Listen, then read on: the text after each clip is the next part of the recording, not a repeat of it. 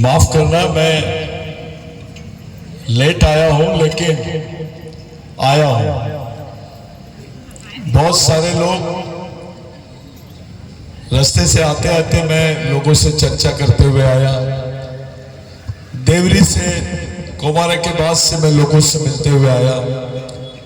सभी पार्टी के बाद मैं यहां तक पहुंचा। पूरी चर्चा में मैंने दो तीन चीजें मेरे को बड़ी अलग लगी हैं। कांग्रेस के लोगों ने मेरे को बताया कि दादा, कांग्रेस ने बराबर टिकट नहीं दी और टिकट योग्य आदमी को नहीं दी, और सबसे बड़ी गलती कर दी कि जो विद्यमान आमदार था, जो करंट का आमदार था, जीता हुआ आमदार था, उसको कांग्रेस ने टिकट नहीं दी। इसका मतलब क्या होता है?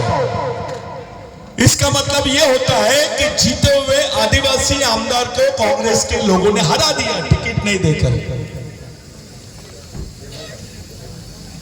उसको टिकट नहीं दिए शेष राम क्या कोरटी साहब, उसको टिकट नहीं दिए, उसका पूरा कैरियर खराब कर दिया। जो आदमी जीतता है उस आदमी की टिकट काटे गया। नाना पटोले की टिकट काटे गया। उधर कांग्रेस के बड़े नेता है बहुत सारे, यहां पर उनकी टिकट काटे गए। जो 4 बार हारे उनको टिकट दिए इन्होंने, और एक आदिवासी आदमी की टिकट काट डाले।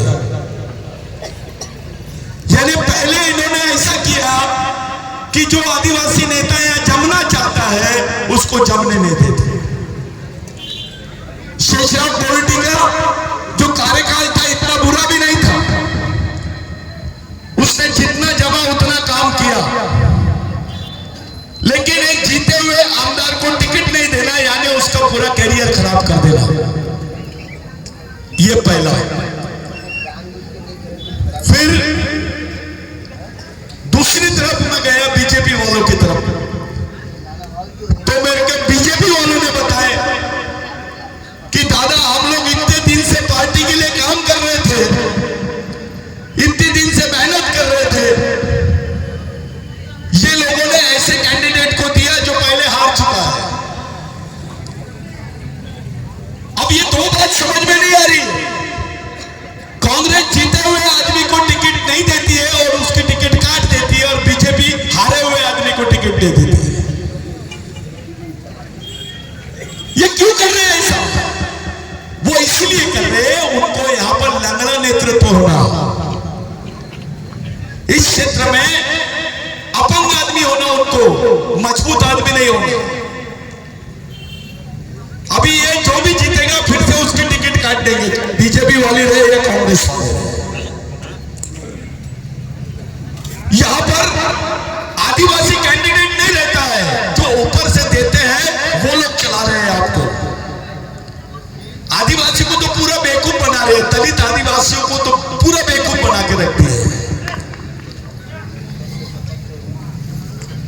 एक पार्टी जीते हुए आदमी की टिकट काटती है, और दूसरे पार्टी जो है जो हारा हुआ कैंडिडेट है, जिसका रिकॉर्ड नहीं है, उससे अच्छे कैंडिडेट बेचारे जमीन पे कार्यकर्ता काम करते हैं, उनकी टिकट काट देती है और हारे हुए आदमी को टिकट देती है। ये दो बातें। उससे बड़ी बात ये कि जब यह हत्ती का प्रकरण हो रहा था, हत्ती आपके गांव में घुस रहे थे। 127 गांव तुम्हारे उठने वाले हैं, उसमें से 70% गांव आदिवासियों के और 30% गांव गैर आदिवासियों के, उसमें दलित है, ओबीसी है। मैं इलेक्शन का भाषण नहीं कर रहा, मैं सीधा बात करता हूं। मैं किसी नेता मंत्री भत्री किसी से नहीं डरता। जब 140 गांव तुम्हारे हटने वाले हैं, तब कौन सी पार्टी ने आंदोलन किया तुम्हारे लिए, ये बताओ। आप लोग रिकॉर्ड कर रहे हैं, पूरे विधानसभा को मालूम होना चाहिए कि मैं क्या बोल रहा हूं। इसको वायरल करो।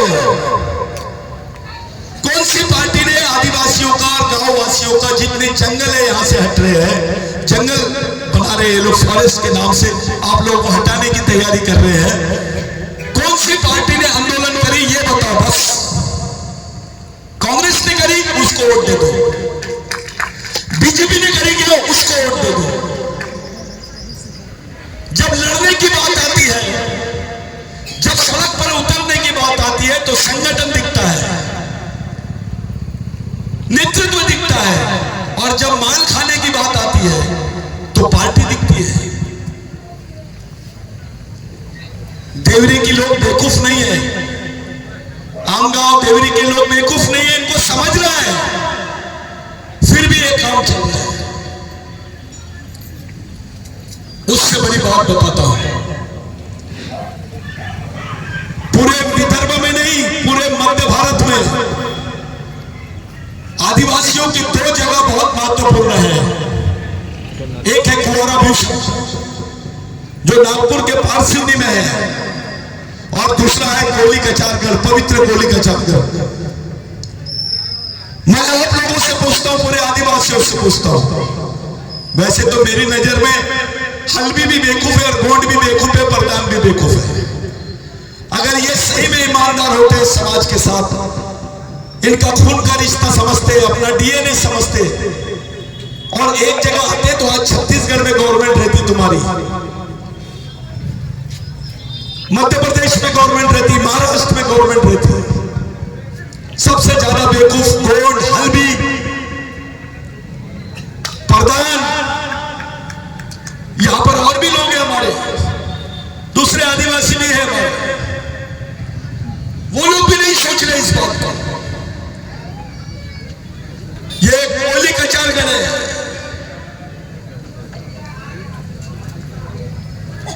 मैं बोल रहा हूं, इसलिए बोल रहा हूं क्योंकि मैं भी बेवकूफ मानता हूं अपने आप को।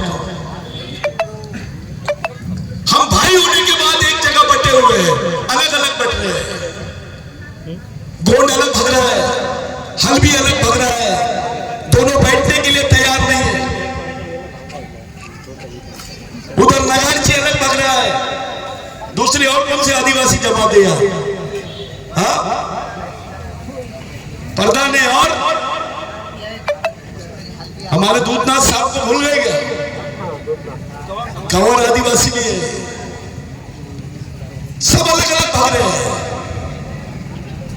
कुंवारा भीष्म और कचारगढ़, ये दो पवित्र जगह है अपनी, और दोनों पवित्र जगह पर आरएसएस बीजेपी के लोगों ने हमला किया।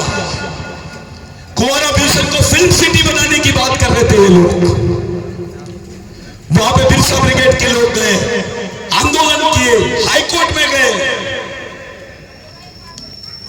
इनको स्टे किए, इनके खिलाफ में आंदोलन किए, और आज कुंवारा भीष्म बचा हुआ है। अब ये इनकी घुसपैठ हो गई है कचारगढ़ में। आदिवासियों का सबसे पवित्र स्थान है, वो प्राचीन है, वो सिंधु संस्कृति का आखिरी अवशेष है। यहाँ का गोंड, प्रधान, भील, हल्बी, कंवर उस जगह का प्रमाण देकर आप अपने आप को आदिवासी प्रूव कर सकते हैं। वो जगह तुम्हारे अस्तित्व की जगह है। इन लोगों ने ताली बजाई, इन लोगों ने जब वहां पर आरएसएस बीजेपी के लोगों को जगह दी, तब कौन से नेता और कौन से पार्टी ने इसका विरोध किया ये बता दो बस। यही बिरसा ब्रिगेड के लोग हैं, खुलेआम। जब भी कुछ होता, मोदी ने बिल बनाया 2023, पूरे जंगल खाली करने का प्रमाण है उसमें। जो पूरे आदिवासियों की जंगल की जमीन है वो पूरे कॉर्पोरेट घराने को देने की, उस पर डरते गए, कोई नेता सामने नहीं आया। बिरसा ब्रिगेड के मार्फत उसके खिलाफ में पिटीशन डाले, उसको स्टे किए,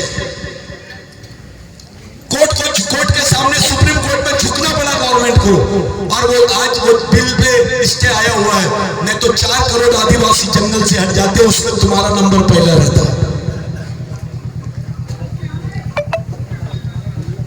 कचारगढ़ बचाने की बात है, तुमको तय करना है कि करना क्या है। ये जो बिरसा ब्रिगेड का आंदोलन है, ये वैसा कोई राजनीतिक तरीके का आंदोलन नहीं है। ये समाज एक यहाँ के हल्बी एक जगह आना चाहिए, यहाँ का गोंड एक जगह आ जाना चाहिए, कंवर एक जगह आ जाना चाहिए, प्रधान एक जगह आ जाना चाहिए। ये हमारी सोच है। इस पूरे क्षेत्र में 58% आदिवासी है, ये झूठ बोलते हैं। 60% के करीब आदिवासी।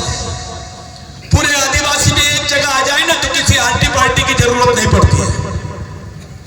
लेकिन ये समाज एक जगह कब आएगा, कैसे आएगा? एक बाबरी मस्जिद पे बात हुई तो देश का पूरा मुसलमान समाज एक जगह आ गया। एक राम मंदिर पे बात होती है तो हिंदू भाई सब लोग सब एक जगह आ गए, आदिवासी भी थे उसमें। अब कचारगढ़ पे बात हो रही है, इस पर आदिवासी क्या करना चाहते हैं? ये भी जमीन तुम्हारे पास में नहीं रहेगी। ये इलेक्शन सादा इलेक्शन नहीं है। इलेक्शन निकलने के बाद तुम्हारे हाथ से सब चले जाएगा। छोटा व्यापारी है, ये गवर्नमेंट ने, केंद्र सरकार ने छोटे व्यापारी के क्या हाल कर दिए। अभी तो वो डीमार्ट लगता है, छोटे व्यापारी से लोग नहीं खरीदेंगे, सब बड़े से खरीद रहे हैं। अदानी अंबानी की चिंता है इनको, 16 लाख करोड़ रुपए इनको माफ कर दिए इन्होंने। तेल क्या भाव है, कितने रुपए किलो है? टमाटर कितने रुपए किलो है? प्याज कितने रुपए किलो है? इनसे पूछो। आपके घर में वोट मांगने आ रहे हैं, इनसे पूछो हमारे खाने पीने की कौन सी चीज आपने सस्ती करी, बस एक बात बता दो और वोट ले लो। पानी सस्ता किया, तेल सस्ता किया, टमाटर सस्ता किया, प्याज सस्ता किया। क्या बीजेपी के आदमी को पेट नहीं है? जो बीजेपी को वोट देता है बेचारा, उस आदमी के घर में बच्चे नहीं है। कांग्रेस के आदमी के घर में बच्चे नहीं है। वो कार्यकर्ता के बारे में क्या सोचे? अब उसको थोड़े पैसे दे देंगे और काम से लगा देंगे। इलेक्शन अभी 3 दिन बाकी है। कार्यकर्ता सोचता है कि मैं कैसे करूंगा, बीजेपी का कार्यकर्ता सोचता है कैसे करूंगा। साला अगर मैंने थोड़ा बगावत कर दिया, ये लोग को जिला परिषद की सरपंच की टिकट नहीं देंगे। ऐसा नहीं है। कोई भी पार्टी का अस्तित्व बिगड़ कार्यकर्ताओं के नहीं रहता है। कार्यकर्ता है तो पार्टी है, नहीं तो पार्टी को कुत्ता भी नहीं पूछता। नेताओं के भरोसे पार्टी नहीं चलती, कार्यकर्ताओं के भरोसे चलती है।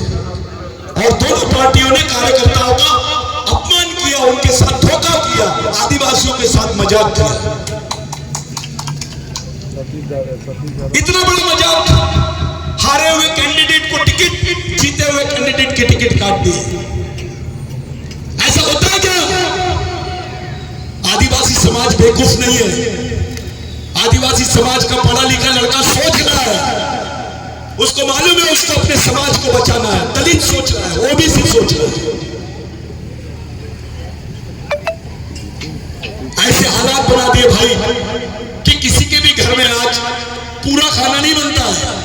टमाटर महंगे हो गए बेचारे तो इमली डाल रहे हैं ताकि थोड़ा खट्टापन आ जाए। दाल महंगी हो गई तो सब्जी बनाते बेचारे उसका रस्सा बनाते हैं। अब तुमको 5 किलो राशन दे रहे हैं। इनको पूछो तुम्हारा बाप खाता है क्या 5 किलो राशन महीने भर? बकरी खाती है? 5 लोगों का परिवार और 5 किलो राशन मुफ्त दे रहे उसको। एक दिन का खाना दे रहे हैं कि महीने भर का दे रहे हैं? इन्होंने लाडली बहन लाए। लाडली बहन का पैसा किसके खाते से लिए? कौन से खाते से गया? बेचारे अपंग खाते से गया, ऐसा लोग बता रहे हैं, मैं नहीं बोल रहा हूं। आदिवासी के खाते से गया है वो पैसा, ये लोग बता रहे, पत्रकार बता रहे, मैं नहीं बोल रहा हूं। एक को भूखा रख रहे और दूसरे की पेट भर रहे तुम, तो भी आदिवासी समाज बेवकूफ है। मैं तो पंजा नहीं दे, मैं तो कमल नहीं दे। अभी वो क्या देगा इस पर बात करो पहले। चलो तो पार्टी बोलते कि हम कचारगढ़ में किसी को घुसने नहीं देंगे, चलिए पूरी जमीन आदिवासियों के नाम से करते हैं। कर सकते हैं?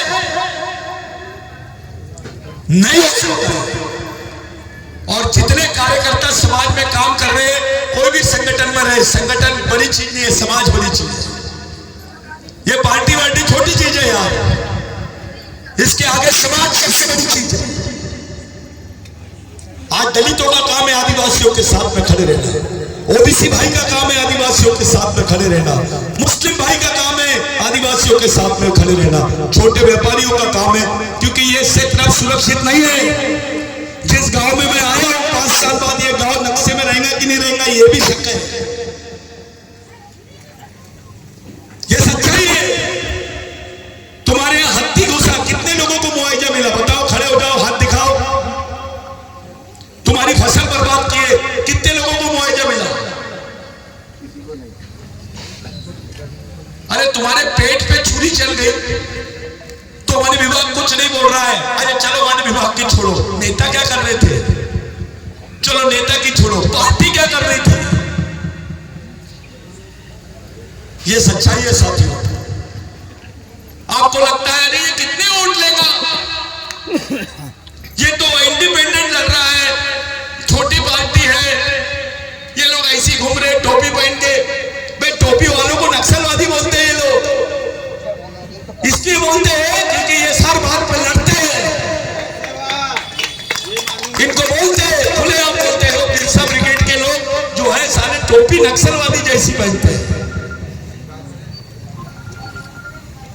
साथियों, नक्सलवादी आदिवासी हो सकता है लेकिन आदिवासी नक्सलवादी नहीं हो सकता। आप लोगों को डराया जाता है, आपको वनवासी बोलते हैं। क्यों रे भैया, क्यों वनवासी? वो इंसान नहीं है? जंगल में शेर भी रहता है, सूअर भी रहता है, आदिवासी भी रहता है, किसको बोल रहे हैं? तब तुम्हारा जमीर कहां जाता है? जब तुम्हारे आदमी को प्राणी तुल्य संज्ञा से नवाजते हैं तब तुम्हारा जमीन कहां जाता है? तब तुम्हारा आदिवासियत कहां जाती है? तब तुम्हारा खून क्यों नहीं खवलता है? बाबा साहब के समाज को तो पॉलिटिक्स ही खत्म कर दी है। उनके छोटे छोटे नेताओं ने अलग अलग पार्टी बनाया है। बाबा साहब के लगते जिगर आधे इधर आधे उधर, और उससे भी बुरे हाल आदिवासियों के होते हैं। ओबीसी का तो बेचारे का कोई ठिकाना नहीं है, उसको आरक्षण की दे रहे चॉकलेट। उसको लगता है भैया आज नहीं कल नहीं परसों आरक्षण मिलेगा। अब प्राइवेटाइजेशन हो रहा है, अपने को कुछ भी नहीं मिलने वाला है। बिरसा ब्रिगेड ने पूरे महाराष्ट्र महाविकास आघाड़ी को समर्थन दिया, ये आरएसएस बीजेपी के खिलाफ। लेकिन यहां की जो सिचुएशन है देवरी की, ये सिचुएशन बड़ी अलग है। हम लोगों ने, अगर मेरे को कोई पूछेगा कि भैया आप तो पूरे महाराष्ट्र में इनको साथ दे रहे, यहां क्यों नहीं दे रहे, तो मेरा जवाब है आपने इनके आंदोलन से जुड़ा क्या? आपने इनके दुख को समझा क्या? यहां के लोग कौन सी मुसीबत में उससे जुड़े क्या? कौन सा नेता है बताओ? तुम्हारी तकलीफों में कहां खड़े हैं वो? देवरी का आधा देवरी गायब होने की कगार में है। करीब करीब 1 लाख लोगों से उनकी जमीन, उनका धंधा, उनका अस्तित्व छीनने की तरफ जा रहे हैं। लेकिन वहां का शहर का आदिवासी बोलता मी तो या पार्टीला देईन त्या पार्टीला देईन। बे समाजाचा काय? समाज बनेगी पार्टी, बाकी जगह तो हो रहा है। तुम वोट नहीं देगा तो गवर्नमेंट नहीं बनेगी क्या? यहाँ का इलेक्शन बहुत अलग इलेक्शन है। यहाँ का इलेक्शन नहीं है, यहाँ का सिलेक्शन है। पार्टियां इलेक्शन करेंगी, तुमको सिलेक्शन करना है कि सही में अगर ये विलास भोगारे तुम्हारे आंदोलन में नहीं है, अगर ये लड़के में समाज के लिए सेंस नहीं है, अगर इसको समाज का नॉलेज नहीं है, लड़ता नहीं है, तो वोट मत देना इसको, इसके साथ खड़े मत रहना। लेकिन ये तो छोड़ दो, कल दूसरा समाज का अपना बच्चा कोई मेहनत करेगा क्या? कोई आंदोलन करेगा, सामाजिक आंदोलन होंगे। पार्टियां तुम्हारे सामाजिक आंदोलन को हाथ नहीं लगाती है। ये बहुत गंभीर मसला है, इतना गंभीर मसला है कि इसको सब तरीके से सोचना पड़ेगा। गोंड बोलते हैं अब वो हल्दी है, हलबी बोलता आपण तो पार्टी सोबत आहो यार, त्याच्यासोबत कसा जायचा? अबे कब तक? ये सामाजिक अस्तित्व की लड़ाई है आदिवासियों की, और देवरियों के और आम गांव के नागरिकों के लिए सच्चाई की लड़ाई है। किस तरफ खड़े रहते हैं आप? फांसी हो जाएगी क्या आपको पार्टी को वोट नहीं देंगे तो? ये बड़ी पार्टी को यहां पर देवरी में वोट नहीं देंगे तो फांसी हो जाएगी क्या? एक बार इनको मालूम भी होना चाहिए कि अगर पार्टियां गलत डिसीजन लेती है तो इतना देवरी के और आम गांव के नागरिक, सालेकसा के नागरिक इतने सक्षम है कि वो निर्णय ले सकते हैं, वो किसी को भी जिता सकते हैं। यहाँ की राजनीति पार्टी नहीं चलाएंगे, यहाँ के लोग चलाएंगे। आप लोग समझदार हो। मैं ये जो गन्ना चिन्ह इसलिए लेने लगा है, मेरे को फोन पे पूछे कि सतीश भाऊ हम तो लड़ रहे हैं यार, तुम। मैंने बोला लड़ क्यों रहे हैं? तो क्या करेंगे? बोले क्या इनके झंडे पकड़ेंगे? तो मेरे को बोले क्या लेना है? तो मैंने बोला वो गन्ना चिन्ह लेना है। बोले कौन सा चिन्ह अच्छा दिख रहा है? तो मैंने उसमें देखा एक आदमी जिसके पीछे में गन्ना है, वो भी बिरसा मुंडा के जैसा फेटा बांधा है, सिर्फ तीर कमटा नहीं है, पीछे में गन्ना है, बाकी कुछ भी नहीं है, पूरा बिरसा मुंडा है। वो किसान बिरसा मुंडा जैसे दिख रहा है। देखो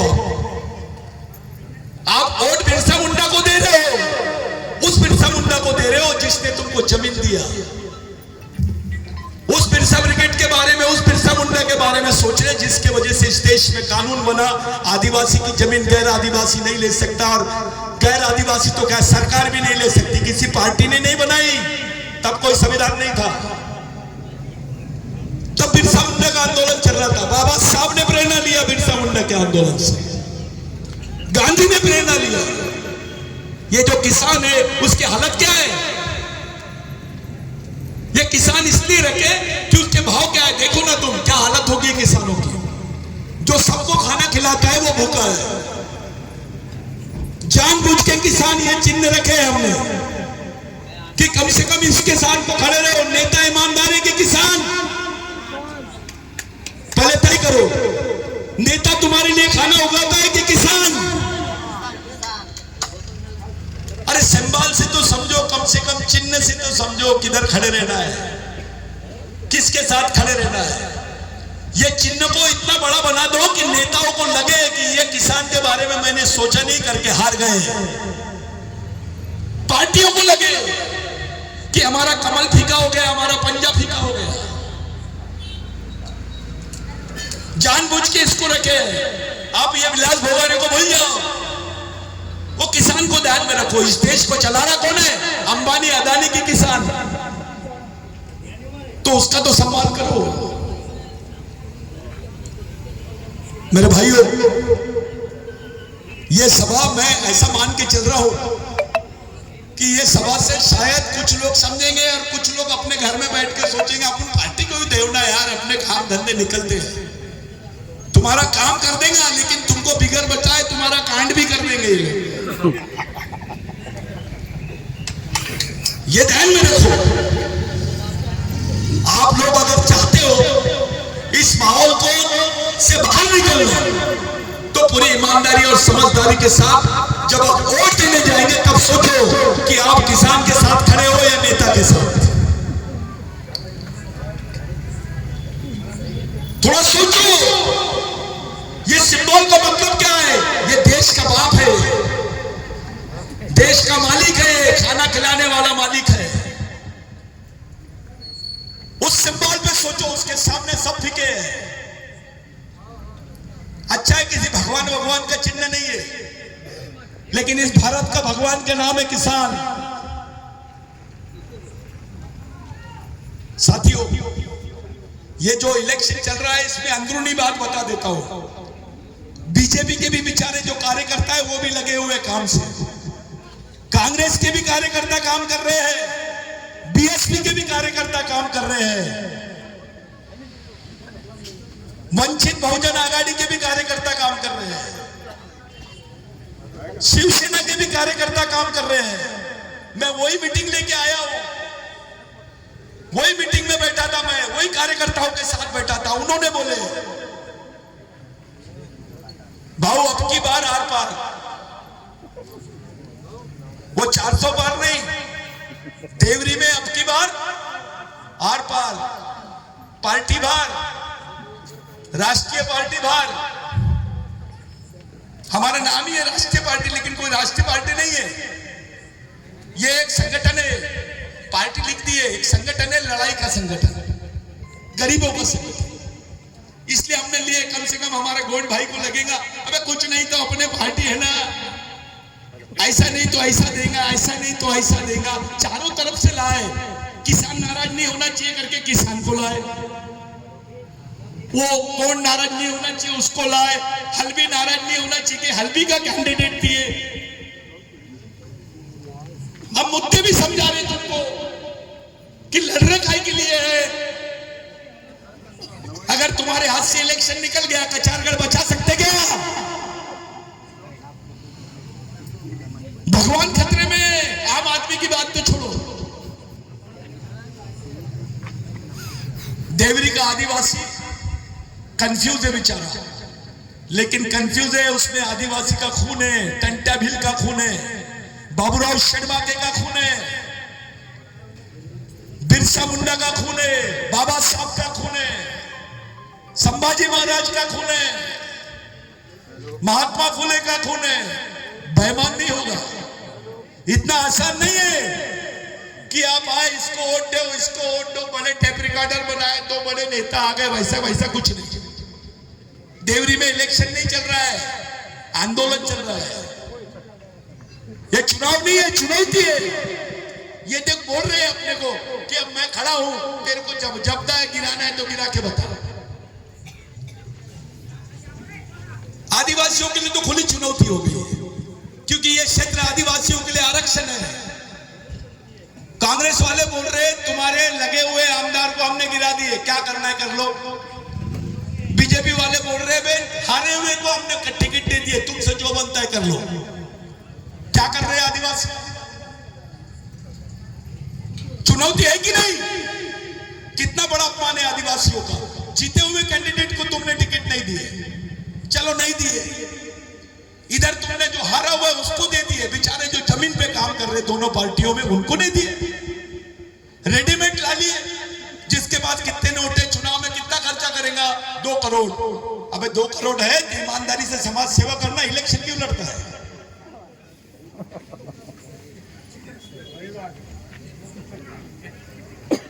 शेर के मुंह में खून लग गया है, बार बार उसको मालूम है 4 करोड़ लगाऊंगा तो 10 करोड़ कमाऊंगा,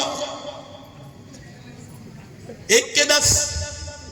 सट्टे में पैसा नहीं है, इतना इसमें है। तो ये धंधा बना दिया। राजनीति समाज का विकास, समाज के हित में करना चाहिए, तो उसको बिजनेस बना दिए। और ये बिजनेस ये नहीं कर रहे, इनके पीछे भी आका है। मैं 2 करोड़ लगाता हूं, ठेकेदार बोलेगा 2 करोड़ लगाऊंगा तो 20 करोड़ का काम देना।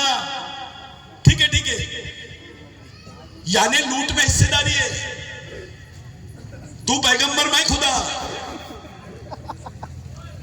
अगर आदिवासी सही में ईमानदार है, कचारगढ़ के लिए ईमानदार है, बिरसा मुंडा के लिए ईमानदार है, किसानों के लिए ईमानदार है, समाज के लिए ईमानदार है, तो यहां पर हम जो लड़ाई लड़ रहे हैं वो बाबा साहब के विचारों की है। हम जो लड़ाई लड़ रहे महात्मा फुले के विचारों की है। हम जो लड़ाई लड़ रहे वो संभाजी महाराज के विचारों की है। आरटी पार्टी छोड़ दो रे भैया, कुछ तो एक बार तो गलत निर्णय लो। चलो तुम सोचो मत कि तुम्हारा निर्णय सही है, एक बार गलती तो कर दो। और देखो कैसी क्रांति आती है। इसकी हवा गढ़चिरौली तक जाएगी, इसकी हवा छत्तीसगढ़ तक जाएगी, वहां के आदिवासी को राहत मिलेगी। यानी देवरी का जो आदिवासी है, पूरे देश के आदिवासियों की जो नाक है, जो आस्था स्थल है, उसको बचा सकता है। देवरी के आदिवासियों पे जवाबदारी है, चाहे वो हल्बी रहे। मैं थोड़े से आड़े तिरछे लोगों को भी देख रहा हूं, अपने आप को बहुत भारी नेता समझते हैं, समाज समझते नहीं है और अपने आप को नेता समझते हैं। वो कोई भी रहे, मैंने बहुत देखा है, अभी मेरी जिंदगी गई है, मेरे को क्या क्या नहीं बोलते लोग, साला पढ़ा लिखा है लेकिन पागल है, पढ़ा लिखा है नक्सलवादी जैसा दिखता है, दाढ़ी लगता है, क्या क्या नहीं बोलते मेरे भाइयों। सच्चाई ये है कि जो देवरी के आम गांव के साले कसा के आदिवासी है, इनके तरफ पूरे मध्य भारत के आदिवासियों की नजर है कि कचारगर बचेगा या नहीं। ये वो नहीं है, ये इलेक्शन नहीं है, ये चुनौती है आदिवासियों के लिए। और देवरी क्षेत्र के आमगांव क्षेत्र के नागरिक जो है, ओसी है, ओबीसी है, मुस्लिम भाई है, उनके सामने चुनौती है कि कौन सी विचारधारा के साथ खड़े रहना है या पार्टी के साथ।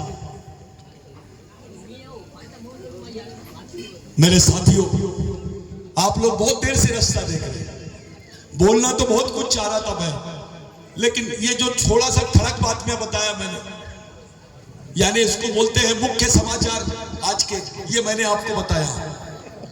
अभी बाकी समाचार है, मैं कल से शुरू करूंगा यह समाचार बताना, मैं अपना वीडियो भी जारी करूंगा।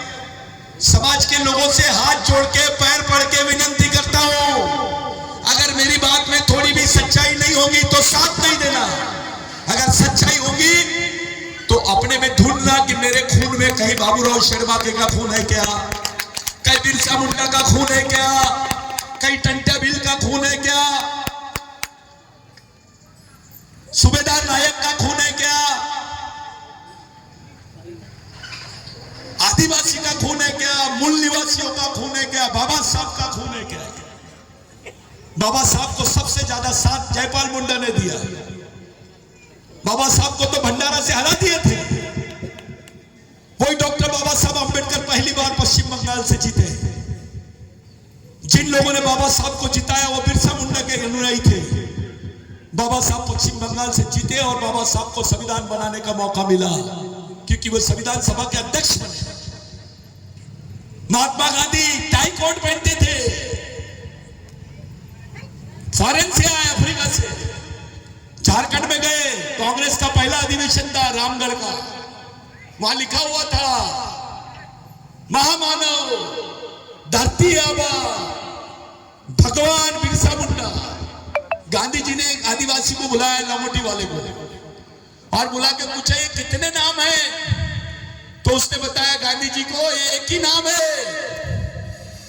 ये आदमी कितने साल जिया, तो सिर्फ 24 साल जिया, 24 साल। ये क्या चाहता था, तो उस मुंडारी आदमी ने बोला मोला घास मोल पाऊस, यानी गोंडी में बोलते मावा नाट्य मावा राज, मराठी में बोलते आमच्या गावात आमची सरकार, हिंदी में बोलते हमारे गांव में हमारी सरकार। तब जाके गांधी जी को समझा कि इसी विचारों की जरूरत है पूरे देश। टाई कोट उतारा, बिरसा मुंडा की जैसी लंगोटी पहना और पूरे देश में भारत छोड़ो का आंदोलन चलाया। तो बिरसा मुंडा से इस देश के दो बड़े नेता प्रेरणा लेते हैं। अब ये जो बिरसा मुंडा दिख रहा है, इसको बिरसा मुंडा समझो ना। ओबीसी को नहीं समझ रहा तो किसान समझे उसको, दलित को नहीं समझ रहा तो किसान समझे, और अपने दिल पे हाथ रख के बोले कौन से समाज का आदमी किसान नहीं है। क्या दलित किसान नहीं है? क्या ओबीसी किसान नहीं है? क्या आदिवासी किसान नहीं है? ये आम आदमी की लड़ाई है साथियों। करीब 44 संगठनों से मैंने बात किया देवरी आम गांव के, और उसमें ओबीसी थे, एससी थे, मुस्लिम थे, जैन समाज के भी थे, कुछ मारवाड़ी भी थे, कुछ मराठा भी थे, और एक भी आदिवासी नहीं था। मैं सबसे बात किया, उनको पूछा भैया आपके लिए आरक्षण तो नहीं है, लेकिन आदिवासियों के लिए है। आप आमदार नहीं बना सकते, लेकिन आमदार यानी आमदार बन नहीं सकते, लेकिन बना तो सकते हैं। क्या आप इन लोगों के साथ में खड़े हो? तो उन्होंने साफ सुथरी भाषा में बोला, बाबू हम राष्ट्रीय पार्टी के साथ नहीं है, यहां पर हम आम आदमी के साथ में रहेंगे। मैंने बोला रात भर सोचो, कल सुबह डिसीजन लेना। वो तो मेरे सामने बोल दिए थे अभी कि आओ साथ में हैं। मैंने बोला नहीं, सुबह कुछ अलग बोल दिया तो रात में कुछ अलग चक्री चल गई तो उससे बेहतर मैं बोला आप पूरे 12 घंटे का समय लो, और आदिवासियों के पास में 48 घंटे का समय है, बाकी भाइयों के पास 12 घंटे का। आदिवासियों को तो ज्यादा समय दिए क्योंकि आदिवासी का दिमाग ही नहीं चल रहा है, फ्यूज हो गया है। हल्बी का दिमाग नहीं चल रहा है, वो भी फ्यूज हो गया है। गोट भाई का दिमाग नहीं चल रहा है, प्रधान भाई का नहीं चल रहा है, कंवर भाई का नहीं चल रहा है कि करना क्या चाहिए। उसको पार्टी दिख रही है, समाज नहीं दिख रहा है। हम उसको समाज दिखाना चाहते हैं। दलित भाइयों का आरक्षण इसलिए क्योंकि समाज है, ओबीसी भाइयों का अस्तित्व इसलिए क्योंकि समाज है, ब्राह्मण भाइयों का भी अस्तित्व इसलिए क्योंकि समाज है। आरएसएस का कार्यकर्ता भी खुश नहीं है, मैं उससे भी मिला हूं, वो भी बोला मेरे को किसको लाके पटक दिए यार हमारे आंख पे। कांग्रेस वाले बोल रहे हमको तो मालूम ही नहीं था इसको टिकट देने करके। ये सोचने वाली बात है। आप लोग इस इलेक्शन को गंभीरता से लेंगे, मैं ये नहीं बोल रहा आपको वोट दो, पहले सोच लो, समझ लो, फिर वोट देना। और वोट देना नहीं, अपने आजू बाजू के लोगों को बताना, अपने भाइयों को फोन करके बताना, भाई ये काम करना है, क्या चल रहा है। वो ऐड आती ना, एक फॉर्म चल रहा है तो क्या चल रहा है, गन्ना किसानी चल रहा है, ये मालूम होना चाहिए। ऐसा माहौल आपको बनाना है। आप तमाम भाइयों से मेरी विनती है कि सभी समाज के भाई एक जगह आकर निष्पक्ष रूप से सामाजिकता और मानवता के लिए, आदमी के जुझारूपन के लिए हमको एक में से सामाजिक समर्थन करना है, हमको सामाजिक गठबंधन पे काम करना है। मैं आप लोगों से विनती करता हूं कि इस इलेक्शन को एक चुनाव नहीं चुनौती समझ के आप लोग निर्णय लेंगे। मैं यही अपनी बात को रखता हूं। आप लोगों से विनती करता हूं कि आप लोग गंभीरता से इस इलेक्शन को समझे। ये इलेक्शन नहीं, आपके लिए चुनौती है, हमको इस चुनौती का सामना करना है। धन्यवाद।